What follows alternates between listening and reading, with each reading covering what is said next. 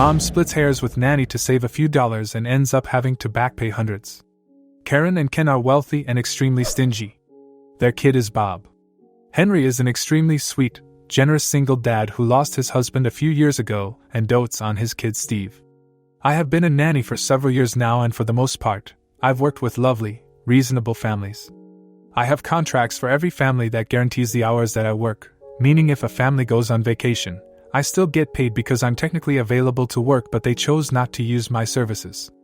Think gym membership, where you pay regardless of whether you've been to the gym in a month. This is standard on nanny contracts.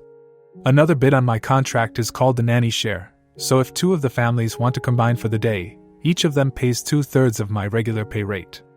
I get paid a little more for watching more kids, and they save a little only paying a portion of what they would have paid. Karen and Ken's family went to Hawaii 3 weeks ago, and per my contract, I was to be paid as usual. Before they left, they asked if I could come in and watch the Bob the Sunday after they returned so that they could recover and rest. I agreed, and my hours were set at 8 a.m. to 4 p.m. that Sunday. They went on the trip, everything was wonderful, and they texted me when they landed saying they would see me at 8 a.m. The next day, when I was about to head out the door at 7:30 a.m., I received a text saying that Bob were just waking up, so I should just show up at 8:30 instead. After the day of nannying, Karen asked if I would stay past my regular hours during the upcoming week so that they could have 2 date nights. I agreed, and Karen said she would reimburse me for all the extra hours at the end of the week since it'd be easier just to make one payment. Totally fine with me. The week finished, and I ended up staying an extra 8 hours total for the 2 date nights. I asked Ken to pay me for 16 hours, but he said he had to talk to Karen first to double-check hours and would pay me shortly.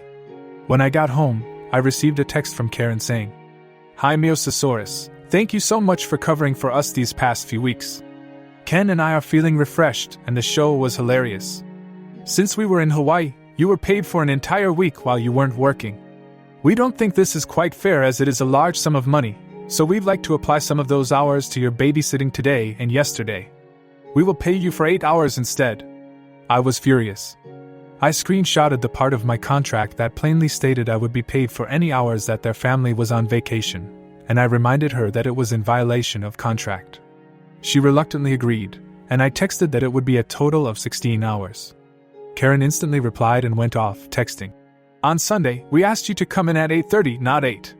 We are already being generous and paying you for the holiday we took. We expect you to track your hours better next time. This is unacceptable. You need to be as accurate as possible with the hours that we are paying you. We will pay you for 15.5 hours. Readers, this was a difference of $12.50. I was going to send them the part of my contract that said any rescheduling needed a 24-hour notice, but instead I went nuclear. Bob has been tagging along with Steve and me to music class and soccer twice a week outside of Karen's regular contracted hours since January. Karen has never offered to pay for those hours, but Henry was fine with paying his full rate for those hours because Steve was having trouble making friends at school and had become close to Bob. I chose not to say anything about the slight bump in pay because I loved watching them play together. Malicious compliance time. As Karen stated, I needed to be as accurate as possible. I calculated all the hours that Bob has joined us since January, 6 hours per week x 18 weeks, and the total amount they owed was almost $2,000. In the group chat with Karen, Ken, and Henry I said, Karen stated that it was of utmost importance that I track the hours as accurately as possible, so I took it upon myself to double-check everything including the share hours.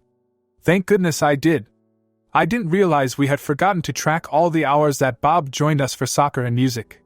Henry, I'm so sorry, Karen actually owes you quite a bit of money. If my calculations are correct, they owe $X to you and to me. Henry replied. Karen and Ken, I am so disappointed to hear that Miosasaurus hasn't been compensated properly this entire time.